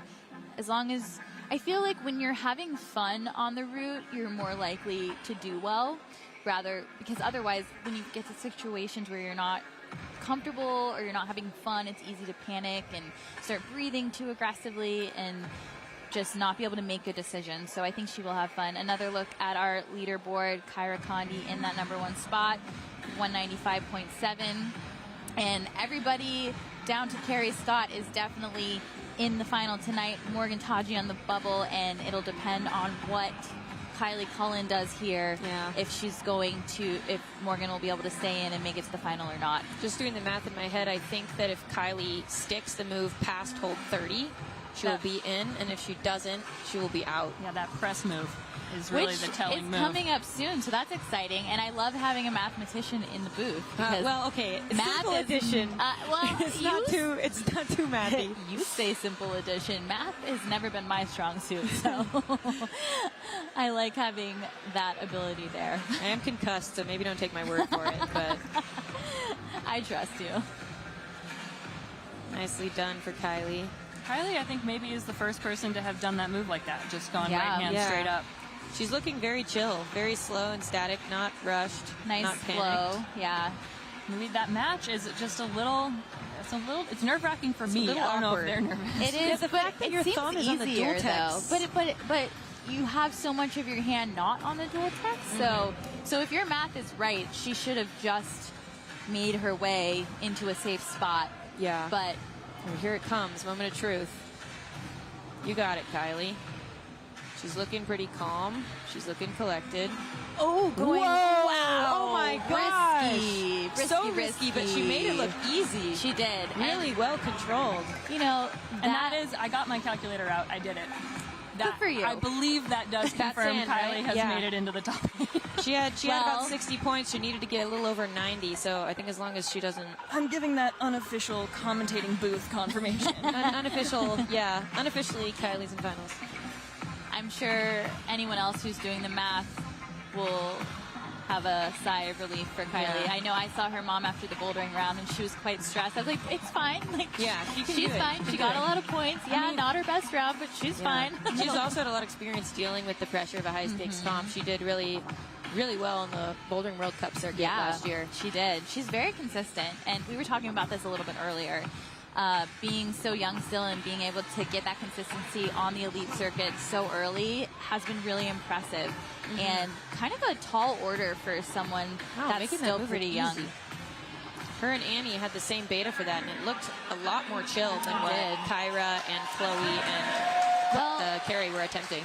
That heel hook, well, the bump move that Carrie tried, or that the that bump and the Chloe's cross tried without was the really other crazy. foot was a bit crazy, And then the heel hook, you do have to kind of get a little more power Nice, to do Kylie. that cross. Oh, barely holding on. Great That was really good. effort. That was great. I'm sorry. And I'm sure she knows that's in. Can we also point out that Kylie had 2 minutes and 40 seconds left there? Oh, and yeah. Annie had 10 seconds. She was definitely moving at a quicker pace. Really great climbing from Kylie Cullen. Exactly what she needed to do to put herself into the final. The sign of a seasoned competitor. Just a little bit tired there. Also, I noticed I don't think she has any tape on her fingers, and I don't think a few of the other girls did, or women did. That came out a little later, so that'll serve them well moving into the final round. So a score of 151.6 for Kylie Cullen, putting her into the 3rd place spot right now. So the top 8 now decided, barring any appeals. Obviously, there is an appeals window Yeah. that gets opened, but everything looked pretty kosher to me. Yeah, I didn't see any debatable points. One thing that we can point out as we get an adorable shot of Kylie's coach and mom. Yeah. Aw. Oh, she's so relieved. She was stressed earlier. I was like, it's totally fine. Don't worry about it. I was going to say, to be fair, the parents a lot of times get more stressed than the athletes. It's because they have no control over it. Yeah, and you know, that's their child. They are in it with them. So a look at the final scores here from the women's semifinal round. Kyra Condi, Annie Sanders, Kylie Cullen, Adriana Kiko, Chloe Coscoy, Helen Gillette, Zoe Bitters, and Carrie Scott moving into the final round tonight. Carrie's first final. I know she's going to be very excited. Possibly the first one for Zoe and Helen as well. I think maybe. I can double check my notes. Lineup was at Nationals. I can double check my notes later, but I think that's true. But really a fight for that 8th place position here today. Yeah, it came down. It was pretty close. There's a couple points. Very exciting. I can't wait to see what the route setters have later for the final. We will be back at 5 p.m. is when the final starts, I believe. Something like, I think it starts at 6. Oh, it starts at 6. I could be wrong. 5 is ISO? Yes. 6 is the time that the competition actually starts. The athletes have to be in before that into isolation. But yeah, we will be back for another round of bouldering and another round of lead. So we're just doing the same thing we did this morning tonight. So much climbing in one day. Yeah, so much climbing. Join us later. There will be another YouTube link for that next round of climbing tonight at 6 o'clock. And we can't wait to see you there. Thank you again, Maya, for joining us. Thank you for having me. So much fun. And yeah, thanks everybody for watching, and we'll see you later.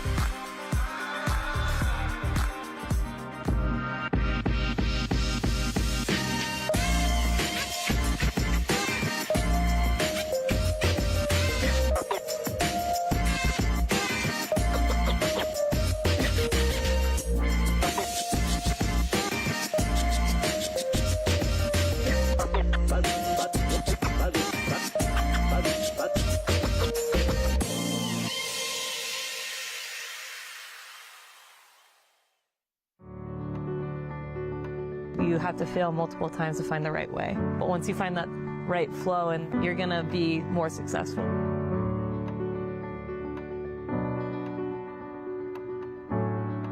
Resilience is kind of understanding that like bad things will happen and that like you can turn those into opportunities to grow and become a stronger person. When I was young, I was one of the only women in climbing. I was the kid at the gym climbing with all the older dudes. I think for me, it was sort of like a proving ground. I've had those struggles too, that people have been upset that there's been a black person in their gym. And I'm resilient because I don't let it stop me. Adversity teaches you to fail properly. And if you're not willing to accept failure, then you're never going to learn to grow. Bro, whatever you can throw at me, like, you're not going to take me away from what I want to do. You can't stop me.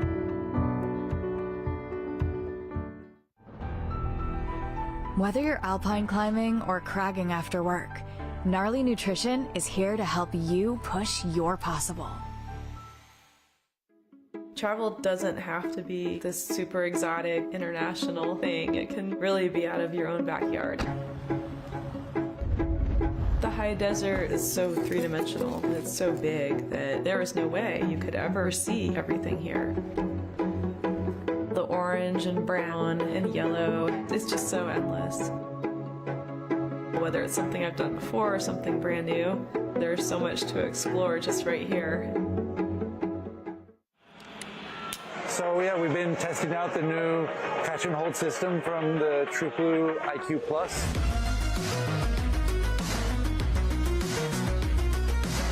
And with the IQ+, you know, you're just able to stop there, rest, shake out, try to figure out the moves, and yeah, really excited to have this new device in our gym. It's going to just really help us to continue growing the sport.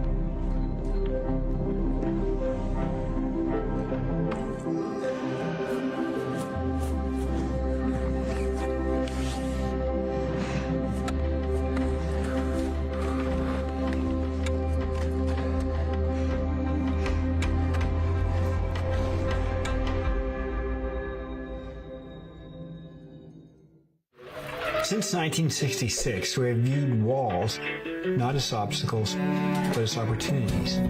From the big walls of Yosemite to the high peaks of the Himalaya, we were searching for a personal kind of freedom.